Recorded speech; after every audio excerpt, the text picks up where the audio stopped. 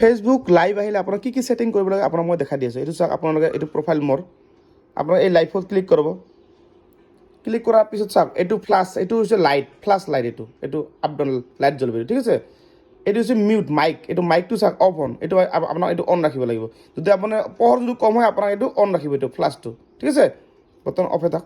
এইটো ৰটেট মানে এইটো কেমেৰা আপ ডাউন, এইটো কেমেৰা আপ আৰু আগত আৰু পিছত থাকিব, এইটো কেমেৰা এইটো ৰটেট, ঠিক আছে। তাৰপিছত এইটো ষ্টিকাৰ, এইটো চাওক ষ্টিকাৰ আপুনি এনেকৈ দিব পাৰে। কি ষ্টিকাৰ আছে চাপ'জ এইবিলাক, চাপ'জ এইটো ষ্টিকাৰ ধৰি লওক আপুনি এক্সামত দিছে, এইটো ষ্টিকাৰ দিব আপুনি ইয়াতে।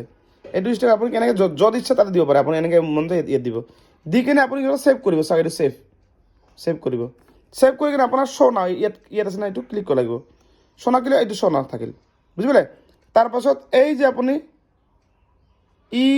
ENHANC অফ, এইটো আপোনাক কিব লাগিব অফ যিটো আছে এইটো ক্লিক কৰি ৰিডাক্ট বেকগ্ৰাউণ্ড নইজ, মানে আপোনাৰ যদি আপুনি লাইভ কৰে পিছফালে যদি বেকগ্ৰাউণ্ড কিবা চাউণ্ড আহে, গাড়ী মটৰ বা যিকোনো চাউণ্ড আহে, এইটো আপুনি অন কৰি দিব। অন কৰি আপুনি ডান কৰিব, বুজি পালে।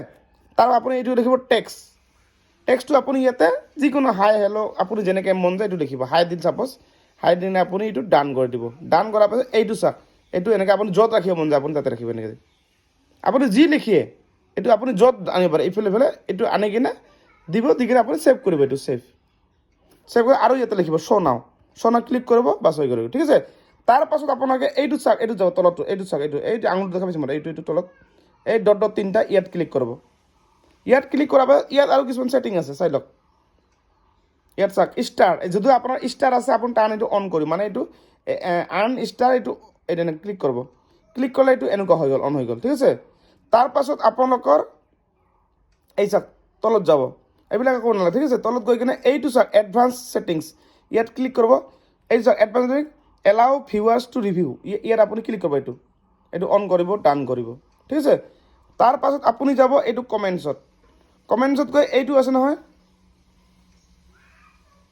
এইটো চাওক, এইটো ফিল্টাৰ যিটো আছে এইটো আপুনি মডাৰেট কৰিব, মডাৰেট, ঠিক আছে।